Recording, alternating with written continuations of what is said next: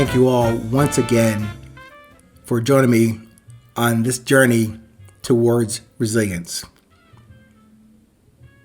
I hope that what I'm offering to you from my personal experiences, military, combat, corporate, I hope the dispatches, the little less than 10-minute renditions or memories of what I've done and then apply to my current life can help you on your journey. Again, I don't usually offer any actual answers. I probably ask you to consider new questions, new original organic questions, unique to you, unique to your journey, your message, and your purpose. Today's topic is called the stress of desire.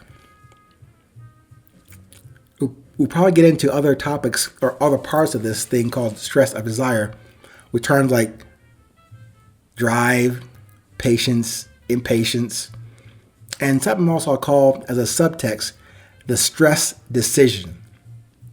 I'm going to try to describe, although I know you're listening to me right now, unless you catch this episode on YouTube or Twitter, maybe even a dispatch in TikTok, because there you probably can see a graphic example of what I'm trying to describe to you today. But I have your ears right now. I'm trying to describe as clear as I can the graphic image. Think of it as a lazy 8, in 8 form as far as the construct of this image. The upper half of that 8, say the head of the 8, is patience.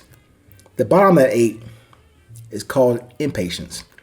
Now, the center of that 8, that lazy 8, that I'm just kind of draw for you verbally in audio, the intersection of that 8 between the upper and the lower bounds is stress, right there in the intersection. So consider this. As far as the flow, right there at the intersection where stress is, where desire has been stressed, has been touched, has been activated. So imagine this.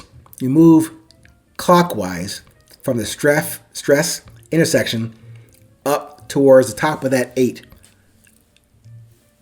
part of the 8. That's the drive. That's the positive side.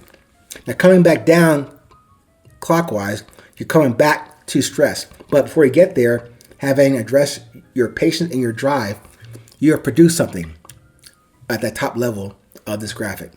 You've produced. But after you produce something, you still need to revisit and review that stress input or that stress initiator. So then you make a full circle back to that stress intersection. Now, you can continue on the clockwise movement, the positive side, in patience and to your drive. And then you produce again. We still have to address and deal with that stress input. Now, say perhaps on that second circuit, back to that stress intersection, you choose now to go the other way. The lower part of that graphic lazy 8 I'm mentioning to you. Now you're going counterclockwise. I'm calling this the negative route. That negative route going counterclockwise on the bottom of that 8 graphic is really going to the impatience realm. You actually are retreating from that stress input, that stress activator, and you're retreating into impatience. You're still coming back on the counterclockwise movement back towards that stress indicator. And of course, you produce something. But now you've produced something from the negative side of that stress input, and now you're back to dealing with the stress essence again. So hopefully you can see the image in your head right now. And I say it that way to describe that stress activator, that something or some event or moment has struck you, sorrowfully or in a hard way. But somewhere near the essence and awareness of this event or moment, that sparks a desire in you to do something, That's right there at the intersection that I described to you of that lazy 8. Now you have to move, survive, develop, discover, protect, go, stop. Whatever the impetus does to you and within your being, your observation, you respond with an action or maybe even an inaction. But you respond with a drive to produce or retreat to a place of perceived safety away from this point in time that has stressed you. And then you produce something also like fear and mistrust if you retreat. Fear and mistrust of yourself. Either way, the presence or absence of you will produce something from this instigator called stress.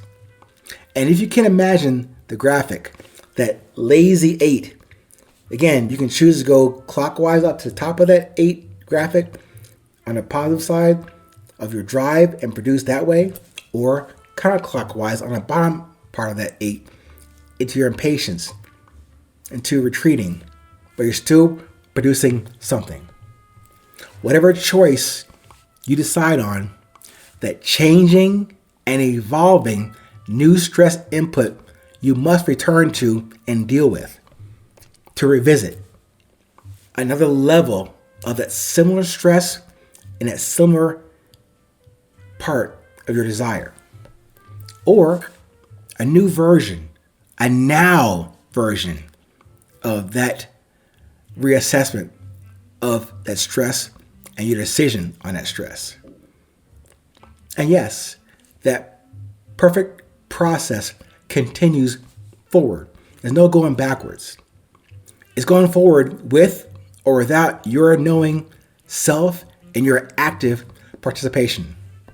You still have to deal with the stress on the top of your heartbeat every moment, every day, every season. If you deal with it from that essence that I keep coming back to, your heart, your heartbeat, even though the stress is circling within you, around you, in you, you're dealing with it, you still have to deal with that stress as well. But if you go to the source, that foundation, that solid and vibrating essence of you at your heart, there's no stress there. It would be nice to use that as the foundation of your stress decision. Wouldn't it? Consider that, please. All right. Hopefully I did a decent job of describing a visual through audio, but please let me know. I'll try and do a better job of explaining something that you can't see, but like in everything else about resilience, I hope you can feel it. Stay present. Stay current. You know what time it is. It's always 8:20.